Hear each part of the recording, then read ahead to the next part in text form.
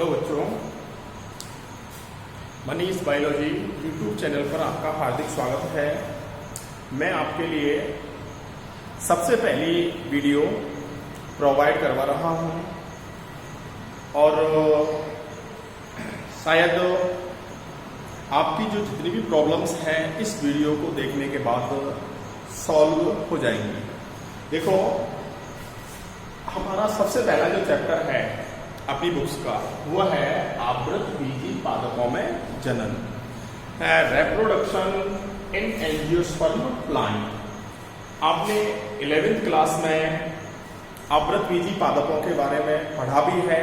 आपने bryophyta, Thallophyta, pteridophyta, इसके बाद अनावृतबीजी, आवृतबीजी, ये सभी चैप्टर आपने पढ़े थे है और इन चैप्टरों में आपने इन प्लांटों के बारे में भी जानकारी प्राप्त की। अब अपनी जो ये बुक्स है, इस बुक्स में बेसिकली आपको सबसे ज्यादा जो जानकारी मिलेगी वो मिलेगी आवृतबीजी पादपों में जनन के बारे में। अपन इस बुक्स में अपन बात करेंगे। तो अपना सबसे पहला जो चैप्टर है आवृतबीजी पादपों में जनन, तो इससे पहले अपन इसके बारे में जानकारी प्राप्त करें उससे पहले अपन थोड़ा सा बात कर लें इसके बारे में, जनन के बारे में कि जनन क्या होता है। तो आपको पता होगा, जनन एक ऐसी प्रक्रिया होती है जिसके द्वारा प्रत्येक जो जीव होता है वो किसका निर्माण करता है, संतति का क्या करता है, निर्माण। अब बात आती है कि संतति का निर्माण क्यों करता है, क्या आवश्यकता होती है कि वो संतति का क्या करता है, निर्माण। तो आपको पता होना चाहिए कि प्रत्येक जीव अपनी जाति, प्रत्येक जो जीव होता है वो अपनी जाति की क्या बनाए रखनी है, निरंतरता।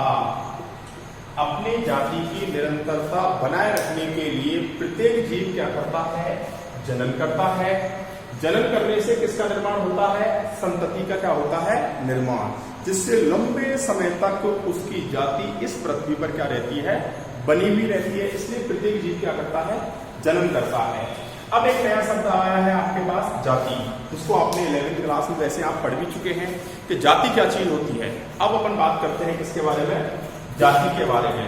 आपने पहले ही पढ़ा होगा कि कोई विशेष स्थान, किसी विशेष स्थान पर पाए जाने वाले जीवों का समूह, और वो जीव आपस में क्या कर सके, जनन करने में क्या हो, सक्षम हो, जनन करके नई जाति का, नई संतति का क्या करें, निर्माण, नए जीव का निर्माण करें, उसको अपन क्या बोलते हैं, जाति बोलते हैं। तो आपको पता चल गया होगा कि जनन क्या होता है। इसका मतलब ऐसी प्रक्रिया जिसके द्वारा जीव किसका निर्माण करता है, संतति का क्या करता है, निर्माण करता है, उसको अपन क्या बोलते हैं, जनन। अब आपने ये भी पढ़ा होगा, जनन है उसके दो प्रकार होते हैं। नंबर 1 आपने पढ़ा होगा लैंगिक जनन, और नंबर 2 आपने पढ़ा है अलैंगिक जनन। दो प्रकार का जनन आप पढ़ चुके हैं, लैंगिक जनन और अलैंगिक जनन। अब अपन बात करते हैं सबसे पहले लैंगिक जनन के बारे में, लेकिन इस चैप्टर में अपन सबसे ज्यादा बात करेंगे अलैंगिक जनन के बारे में। लेकिन उससे पहले अपन थोड़ी सी जानकारी प्राप्त कर लेते हैं किसके बारे में, लैंगिक जनन के बारे में। तो लैंगिक जनन की एक ऐसी प्रक्रिया होती है जिसमें दो जीवों का होना जरूरी होता है, और दो जीवों में से एक जीव होता है नर और दूसरा होता है मादा। और ये दो जो जीव होते हैं ये जनन करते हैं। इसका मतलब आपस में अपने युग्मकों का संयोजन करते हैं, और युग्मकों का संयोजन करने के बाद नई जाति का, नई संतति का क्या करते हैं, निर्माण। तो इसका मतलब लैंगिक जनन। लैंगिक जनन में एक नर जीव और एक मादा जीव का होना क्या होता है, जरूरी। इसके आधार पर आपने ये भी जानकारी प्राप्त करी होगी, ये भी आपने पढ़ा है कि जो जीव होते हैं एक लिंगी भी होते हैं, उभयलिंगी भी होते हैं। अब मैं आपको थोड़ा सा बताऊं, एक लिंगी जीव क्या होते हैं। एक लिंगी जीव उन्हें कहते हैं ऐसे जीव जिनमें किसी प्रकार, एक ही प्रकार का लिंग क्या होता है, उपस्थित, या एक ही प्रकार की लैंगिक संरचना पाई जाती है। या तो वो क्या होना चाहिए, नर, या क्या होना चाहिए, मादा। इसके बाद आपने एक लिंगी के बाद पढ़ा होगा उभयलिंगी। उभयलिंगी में आपने जानकारी प्राप्त करी होगी, आपने पढ़ा है कि ऐसे जीव होते हैं जिनमें दोनों प्रकार की जैविक संरचनाएं पाई जाती हैं। और दोनों प्रकार की जैविक संरचनाओं का मतलब है वो उसमें नर जनिक अंग भी होते हैं और मादा जनिक अंग भी पाए जाते हैं। तो ऐसे जीवों को अपन बोलते हैं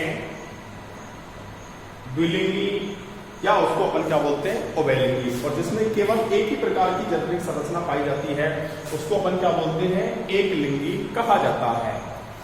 अब देखो, इसके बाद हम पुनः अपना जो टॉपिक है उसी पर अपन चलते हैं, आवृतबीजी। आपने बच्चों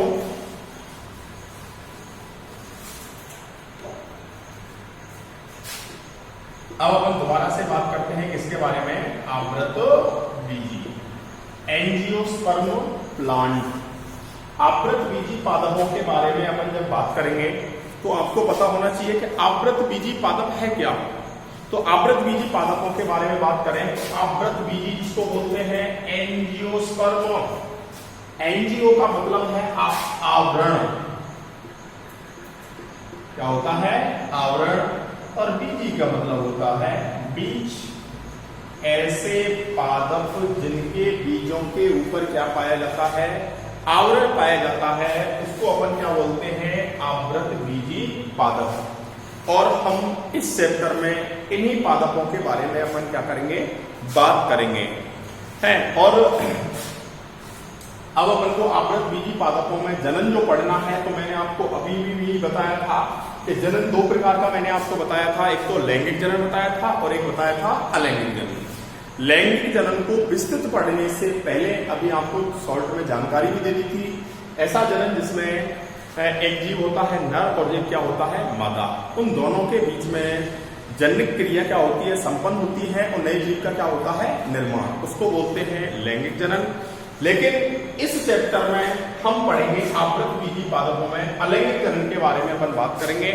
तो अलैंगिक जनन, आ का मतलब क्या है, एब्सेंट। लैंगिक का मतलब होता है लैंगिकता। इसका मतलब है ऐसा जनन जिसमें एक तो होता है अर्धसूत्रण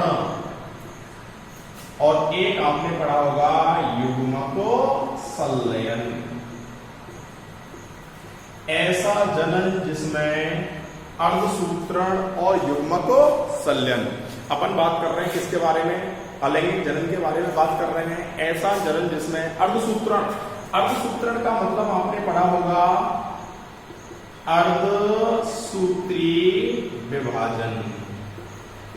अर्धसूत्री विभाजन आपने कई प्रकार के विभाजन पढ़े थे।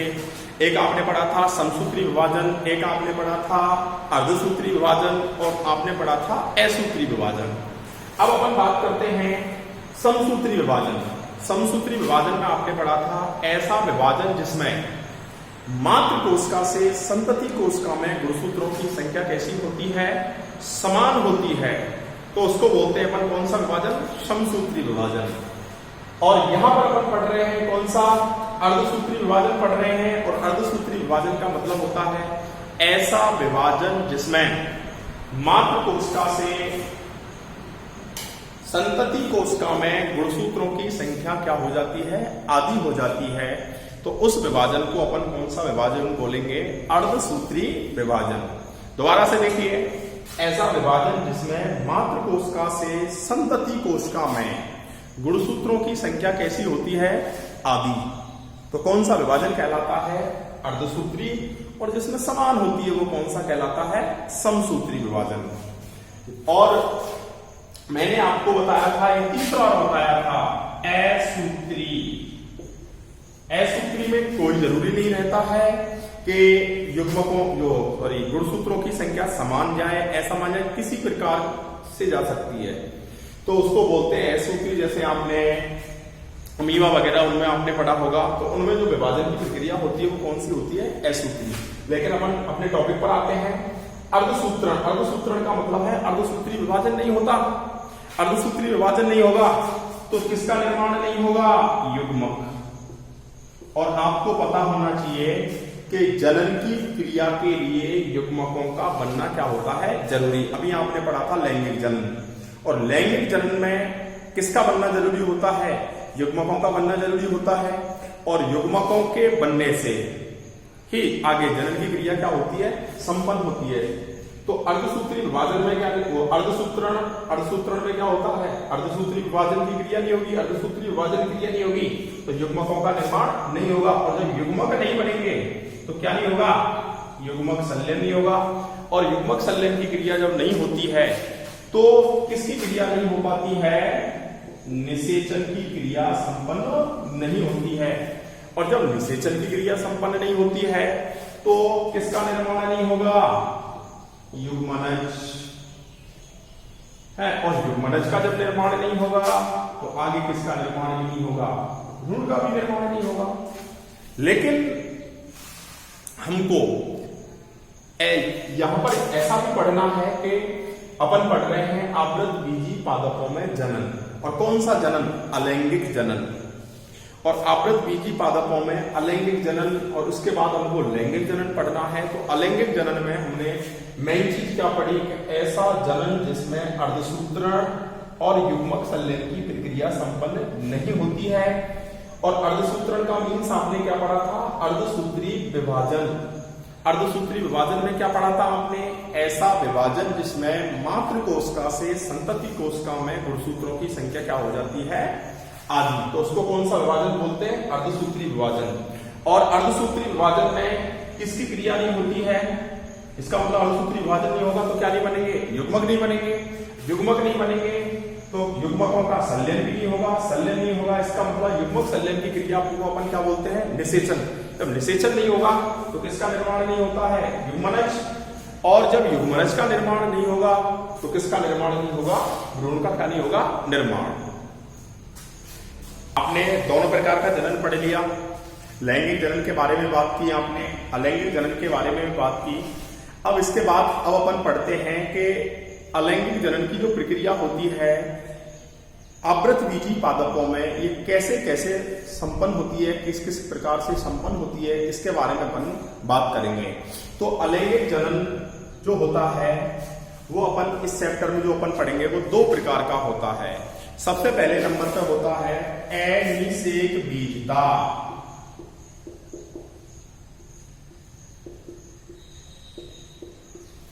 अनिषेक बीजता जिसको बोलते हैं गेमोस्पर्मी। इसका मतलब है यहां पे है आपके पास इधर है आपके पास गैमो और यहां है स्पर्मी। ऐसे ही यहां पे है निषेक और बीजता। अनिषेक बीजता इसका मतलब है ए का मतलब क्या हो गया? अनुपस्थित। ए का मतलब क्या हो गया यहां पे? अनुपस्थित। इसके बाद आप पढ़ रहे हैं निषेक। इसका मतलब है निषेचन और बीजता का मतलब हो गया बीज। इसका मतलब ऐसी प्रक्रिया या अपन बात कर रहे हैं कि जिसमें क्या नहीं हो रहा है? निषेचन क्या होता है? अनुपस्थित। अनिषेक बीजता का मतलब है ऐसी प्रक्रिया जिसमें बिना निषेचन के ही बीज का क्या हो जाता है? निर्माण। बिना निषेचन के बीज के निर्माण होने की प्रक्रिया क्या कहलाती है? अनिषेक बीजता। इसके बाद अपन बात करते हैं दूसरा है अपना कायिक जनन। दूसरे बोलते हैं कायिक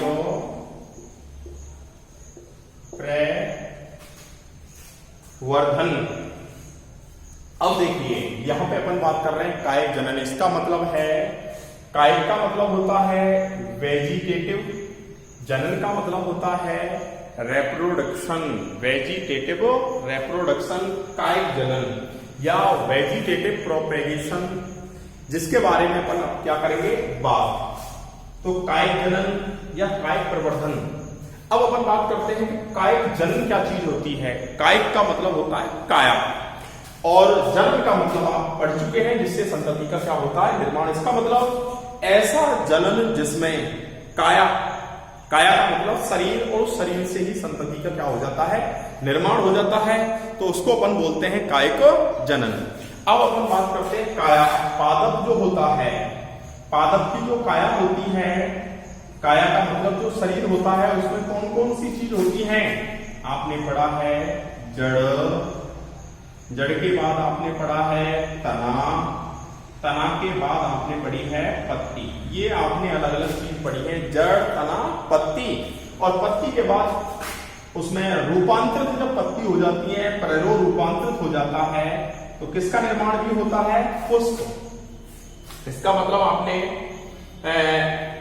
कई चीज आपने पादप में पढ़ी है। जड़ जिसको अपन रूट कहते हैं, तना है स्टेम, पत्ती है लीफ है, और पुष्प है फ्लावर। ये आपने अलग अलग पार्ट्स आपने पादप में पढ़े हैं, जिसको अपन ये तीन है मुख्य रूप से उसके कायिक भाग होते हैं। लेकिन जो पुष्प होता है वो पादप का कौन सा भाग होता है? जन्निक क्या होता है? भाग। तो इसका मतलब अपन पढ़ रहे हैं कायिक जनन, ऐसा जनन जिसमें पादप के कायिक भाग से किसका निर्माण होता है? संतति का क्या हो जाता है? निर्माण, या कायिक भाग से ही दूसरे पादप का निर्माण हो जाता है, उसको अपन बोलते हैं कायिक जनन। के बारे में जो अपन बात कर रहे हैं, तो आपने ये देखा होगा कायिक जनन की जो प्रक्रिया आपने देखी होगी पादपों में है।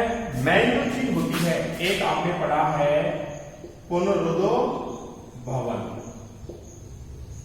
एक आपने पढ़ा होगा जैसे अपनी साधारण भाषा में बोलते हैं अफुआ, जिसको बोलते हैं प्रोपैग्यूल प्रवर्ध है, जिसको अपन बोलते हैं प्रोपैग्यूल प्रवर्ध भी कहते हैं, अफुआ भी कह सकते हैं, प्रवर्ध भी कह सकते हैं। और इन नामों से आपने इसको बारे में जानकारी प्राप्त होगी। जैसे आपने गन्ना देखा होगा, आलू आपने देखा होगा, जैसे अपन 3-4 दिन यदि घर पर आलू को अपन रख देते हैं बेसिकली, तो जब अपन रख देते हैं तो उन आलू में आपने देखा होगा कि 3-4 दिनों बाद या 5 दिनों बाद उसमें से एक विशेष प्रकार की संरचना निकलने लग जाती है, हरे हरे रंग की, और वहीं से ही नए पेड़ का क्या होने लग जाता है? निर्माण होने लग जाता है। तो उसको अपन क्या बोलते हैं? अफुआ, या अपन क्या बोलते हैं? प्रवर्ध। और वो प्रवर्ध ऐसी चीज होती है, यदि उसको आपने जमीन में क्या कर दिया? रोपित कर दिया, तो जमीन में रोपित करने से नए पादप का क्या हो जाएगा? निर्माण हो जाएगा। और नए पादप का निर्माण होने की प्रक्रिया ही क्या कहलाती है? कायिक क्या कहलाता है? जनन। ऐसे ही आपने पुनरुद्भवन 11वीं क्लास में भी आपने पुनरुद्भवन के बारे में जानकारी प्राप्त की है। तो पुनरुद्भवन क्या होता है? पुनरुद्भवन एक ऐसी प्रक्रिया होती है जिसमें कोई भी जीव है, उसका जो अंग है वो किसी कारण से कट जाए, तो कटे हुए भाग से पुनः, कटे हुए भाग जहां से वो कटा है उस भाग से पुनः ही नए जीव का क्या हो जाए? निर्माण। या अपन जानवरों में बात करें तो जो अंग कट गया, उस कटे हुए अंग का दोबारा से क्या हो जाए? निर्माण। पादपों में अपन बात करेंगे जो कटा हुआ जो अंग है, उस अंग को अपन किसी जगह अपन क्या कर दें? रोपित कर दें, तो वहीं से ही नया पादप क्या हो जाएगा? निर्मित हो जाएगा। तो उसको अपन क्या बोलेंगे? पुनरुद्भवन। पुन का मतलब पुनः, भवन का मतलब मकान, या मकान से संबंधित होता है काया, कि पुनः काया का निर्माण होना। किसी कारण से शरीर क्षत विक्षत यदि हो जाता है, तो शरीर के क्षत विक्षत होने के बाद पुनः उस शरीर से जो पहला जो शरीर था, वास्तविक जो प्रारूप था, उसका बनना क्या कहलाता है? पुनरुद्भवन कहलाता है। तो अब अपन हम बात कर रहे थे कायिक प्रवर्धन।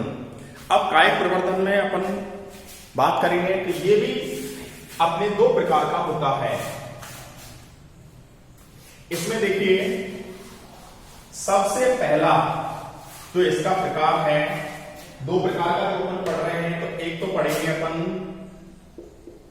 प्राकृतिक कायिक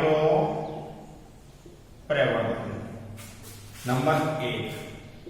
दूसरा अपन पढ़ेंगे कृत्रिम कायिक प्रवर्धन। ये पढ़ेंगे 2 प्रकार का अपन कायिक प्रवर्धन पढ़ेंगे। तो पहले नंबर पे अपन बात करते हैं प्राकृतिक कायिक प्रवर्धन। प्राकृतिक का मतलब होता है प्रकृति के अनुसार। कि प्रकृति कायिक प्रवर्धन की प्रक्रिया अपने अनुसार कैसे कैसे अपने हिसाब से संपन्न कराती है, उसको अपन क्या बोलेंगे, प्राकृतिक कायिक प्रवर्धन बोलेंगे। और प्राकृतिक कायिक प्रवर्धन में आपने कायिक प्रवर्धन पढ़ा है प्रकृति के अनुसार, और प्रकृति के अनुसार पादप में आपने पढ़ा था जड़, तना, पत्ती, फूल, इनके द्वारा नए पेड़ का क्या होता है, निर्माण।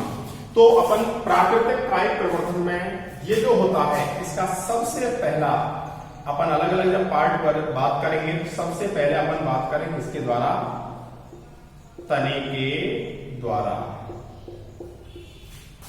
By stem. इसका मतलब तने द्वारा कायिक प्रवर्धन। अब तने द्वारा कायिक प्रवर्धन आप पढ़े तो इसमें आपने देखा होगा है, जैसे आलू है, आलू में आपने पढ़ा होगा जैसे जिसको अपन बोलते हैं कंद। ऐसे आपने प्याज की बात की होगी, प्याज में आपने पढ़ा होगा सल्ककंद। ये अलग अलग चीज आपने पढ़ी होगी। तो इसका मतलब है जब किसी पादप के तने के द्वारा नए पादप का क्या हो जाता है, निर्माण हो जाता है, तो उसको वो, इसका मतलब वो होता है तने के द्वारा कायिक प्रवर्धन की क्रिया। अब इसमें क्या होता है, अपन ऐसे भी करा सकते हैं, जैसे आपने एक चीज और देखी होगी जिसको बोलते हैं अपन जैसे गुलाब। अब गुलाब का जो आपके पास पादप है, गुलाब की जो शाखाएं होती हैं जो पूर्ण रूप से अपने जैसे अंगुली के समान मोटाई की हो जाती हैं, इसका मतलब वो जो समझो मैच्योर हो जाती है, उसमें कई 2 या 3 या 4 जैसे उसमें कई सारी जैसे पर्व संधियां बन जाती हैं। तो अपन को क्या करना है, जैसे अपने पास ये शाखा है, इस शाखा पर जगह जगह क्या बनी हुई है, पर्व संधियां। तो अपन को क्या करना है कि जिस शाखा में पर्व संधियां पर्याप्त हैं और शाखा मैच्योर हो चुकी है, तो अपन क्या करेंगे, उस शाखा को कई टुकड़ों में अपन क्या कर लेंगे, बांट देंगे। जैसे अपन ने इसके 4 टुकड़े कर लिए, जैसे 1 2 3 4 पार्टों में हमने इस शाखा को क्या कर लिया, बांट लिया। 4 पार्टों में हमने इसको बांट लिया। 4 पार्टों में बांटने के बाद देखिए अब अपन का 1 2 3 4 इन चारों पार्टों को अलग करें। चारों पार्ट हैं जमीन में, अब अपन इन भागों को क्या कर दें, रोपित कर दें। तो रोपित करने के बाद इनमें अपस्थानिक जड़ों का क्या हो जाएगा, निर्माण। और अपस्थानिक जड़ों के निर्माण होने से इनमें पादप का क्या हो जाएगा, निर्माण हो जाएगा। तो ये होता है किसके द्वारा, तने के द्वारा कायिक प्रवर्धन। इसके बाद आपने जैसे घास में भी पढ़ा होगा, जैसे पुदीना में भी पढ़ा होगा। घास है जिसको अपन ऊपर भूस्तारी, पुदीना है जिसमें अपन बात करते हैं अंत्य भूस्तारी। जैसे आपने एक पुदीना है उसकी शाखा को लगा दिया, अपन कुछ दिनों बाद देखते हैं काफी सारे इलाके में वो फैल जाता है, तो उसका जो तना होता है वो अंदर ही अंदर क्या करता रहता है, वृद्धि। उसको अपन ले जाके किसी दूसरी जगह पे जाकर रोपित कर देते हैं, तो वहां पर भी पादप का निर्माण हो जाता है। ऐसे ही आपने देखा होगा जो घास होती है, उस घास में अपन बात करते हैं कि घास में क्या होता है कि जमीन के ऊपर ऊपर का मतलब है ऊपर, भू का मतलब होता है जमीन। तो जमीन के ऊपर वो तना क्या करता रहता है, वृद्धि करता रहता है। और जगह जगह पर जहां पर उसमें पर्व संधियां होती है, वहीं से उसमें अपस्थानिक जड़ों का क्या हो जाता है, निर्माण। और अपस्थानिक जड़ों के निर्माण होने से वहीं से उसको पृथक करके अपन दूसरी जगह पर रोपित कर सकते हैं, और रोपित करके वहीं पर नया पादप बन सकता है, सॉरी बन नहीं सकता, बन जाएगा। तो उसको अपन किसी दूसरी जगह पर अपन रोपित करेंगे तो नया पादप आप बना सकते हैं। तो ये हो गया अपना किसके द्वारा, तने के द्वारा। अब अपन ये पहला हो गया। दूसरा अपन बात करते हैं जड़ द्वारा। इसका मतलब है बाई के जड़ के द्वारा जड़ द्वारा कायिक प्रवर्धन। जड़ द्वारा कायिक प्रवर्धन में अपन बात करें, जैसे आपके पास है नीम, चमेली, ऐसे पादपों में क्या करना है अपने को, उसी प्रकार जैसे अपने जड़ों को बाहर निकाला, जड़ों को बाहर निकालने के बाद अपन को उसके क्या करना है, टुकड़ों में अपन को क्या करना है, उसके पार्ट्स करने हैं। और टुकड़ों में पार्ट्स करने के बाद उनको अपन उसी प्रकार जैसे यहाँ पर आपने तने को रोपित किया, इसी प्रकार आपको उनको जमीन में क्या करना है, रोपित करना है। और जमीन में रोपित करने के बाद उससे नए पादप का क्या हो जाएगा, निर्माण। जैसे अपन बात करें नीम, चमेली, तो जैसे अपन अभी मैंने बताया था आपको नीम है, चमेली है, तो इन पादपों में अपन को क्या करना है, इनकी जड़ों को अपन को क्या निकालना है, बाहर। और जड़ों को बाहर निकालने के बाद उनको अपन को टुकड़ों में क्या करना है, बदलना है। और टुकड़ों में काटने के पश्चात अपन को सीधा ऐसे स्टेट में जगह जगह अपन उनको क्या कर देते हैं, रोपित कर देंगे। और जगह जगह रोपित करने के बाद इससे क्या होगा कि उन जड़ों से अपस्थानिक कलिकाओं का क्या हो जाएगा, निर्माण। और अपस्थानिक कलिकाओं का जैसे ही निर्माण होगा तो उनको अपन से नए पादप का क्या हो जाएगा, निर्माण। तो इस प्रकार जो जड़ें होती हैं तो उनके द्वारा भी कायिक प्रवर्धन की प्रक्रिया अपन क्या करा सकते हैं, संपन्न करा सकते हैं। ऐसे ही आपने कंदीय मूल भी आपने पढ़ी होगी, और कंदीय मूल में आपने पढ़ा होगा, जैसे अपन बात करते हैं सकर कंद, ये कैसी चीज होती है, कंदीय मूल, सकर कंद की जो अपन बात कर रहे हैं। तो कंदीय मूल जो होती है, तो इस कंदीय मूल में भी यही प्रक्रिया होती है कि इसको भी अपन जमीन से निकालें बाहर, और जमीन से बाहर निकालने के बाद अब अपन इसको जमीन में, इसका मतलब टुकड़ों में काटें, और टुकड़ों में काटने के बाद जगह जगह अपन क्या कर सकते हैं, रोपित कर सकते हैं। और जगह जगह रोपित करने के बाद इससे नए पादप का अपन क्या कर सकते हैं, निर्माण।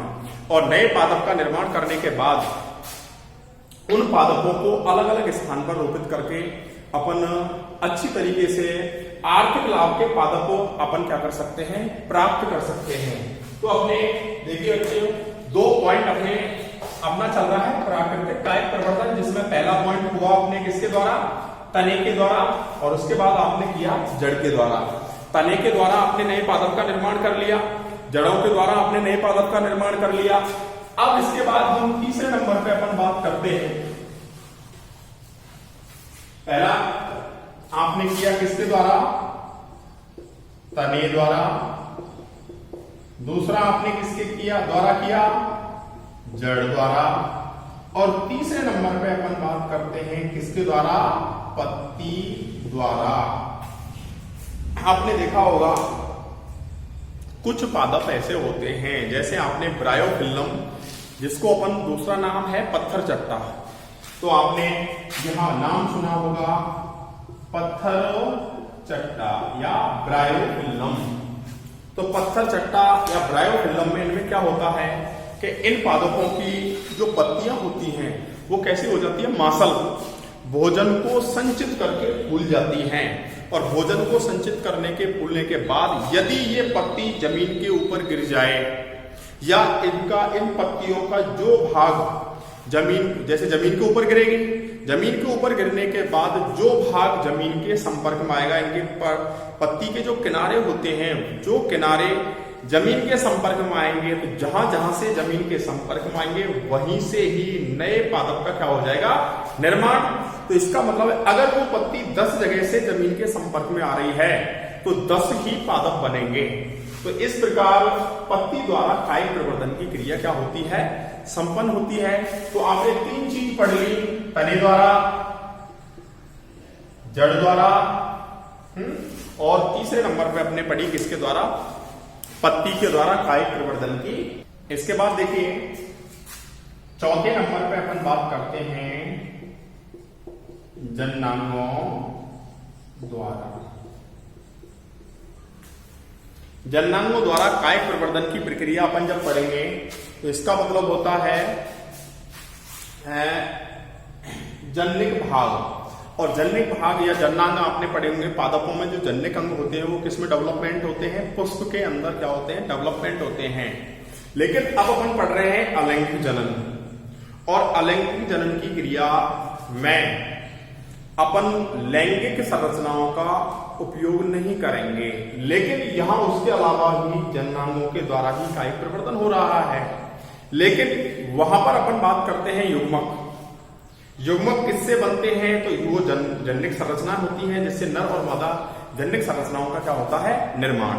उसी प्रकार यहां पर हम युग्मक भी नहीं बना रहे हैं, लेकिन उसके बाद भी नए पादप का क्या हो जाता है, निर्माण। तो आपने देखा होगा, अपन बात करते हैं जैसे पादप है, पादप में जैसे ही कायिक वृद्धि, तो आपने देखा होगा इन दिनों में पादप में क्या अच्छी बरसात हो रही है, होती है, तो अच्छी बरसात के समय पादपों में बहुत अच्छी तरीका से प्रकाश संश्लेषण होता है, अच्छी तरीके से पादप क्या करते हैं, वृद्धि करते हैं, जिसको बोलते हैं अपन कौन सी वृद्धि, कायिक वृद्धि।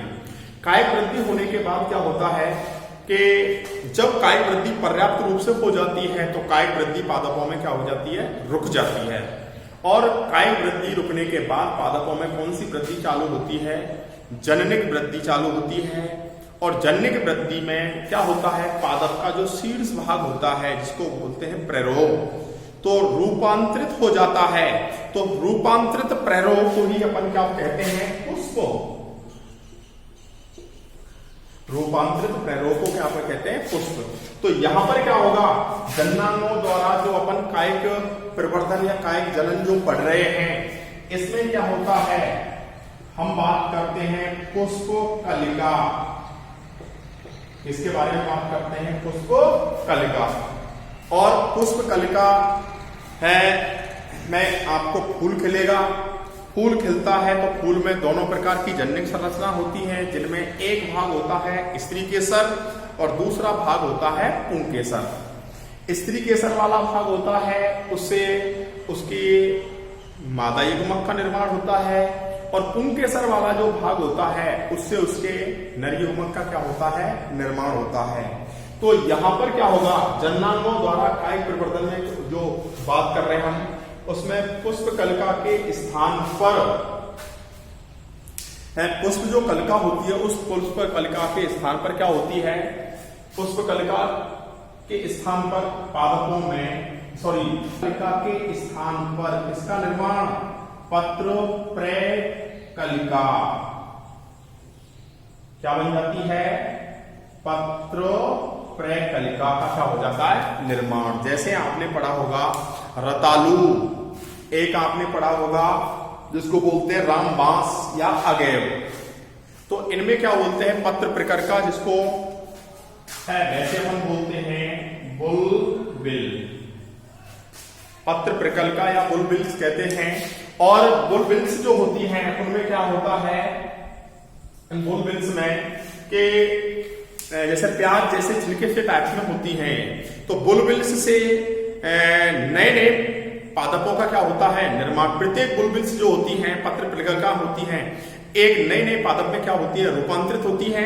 और इन रूपांतरित संरचनाओं को अपन वहां से पृथक करके जमीन में अपन क्या कर सकते हैं, रोपित कर सकते हैं, और जमीन में रोपित करके अपन नए पादप का क्या कर सकते हैं, निर्माण। तो ये हो गया आपका सबसे पहला पॉइंट जिसको अपन बात कर रहे थे, प्राकृतिक कायिक प्रवर्धन। प्राकृतिक कायिक प्रवर्धन में सबसे पहले नंबर पे आपने पढ़ा था किसके द्वारा, तने के द्वारा, कि तने से नए पेड़ का क्या होना, निर्माण होना। इसके बाद दूसरे नंबर पे आपने पढ़ा था जड़ द्वारा, जड़ के द्वारा नए पादप का क्या होना, निर्माण होना। और तीसरे नंबर पे आपने पढ़ा था किसके द्वारा, पत्ती द्वारा, इसका मतलब पत्ती द्वारा नए पादप का क्या होना, निर्माण होना। और चौथे नंबर पे आपने पढ़ा था किसके द्वारा, जननांगों के द्वारा। तो इस प्रकार अपन प्राकृतिक रूप से पादपों में कायिक प्रवर्धन की प्रक्रिया क्या करा सकते हैं, संपन्न है। दूसरा पॉइंट अपना है जिसको अपन कृत्रिम कायिक प्रवर्धन, और उस पॉइंट को लेकर अपन कल फिर हाजिर होते हैं आपके सामने। जब तक के लिए नमस्कार।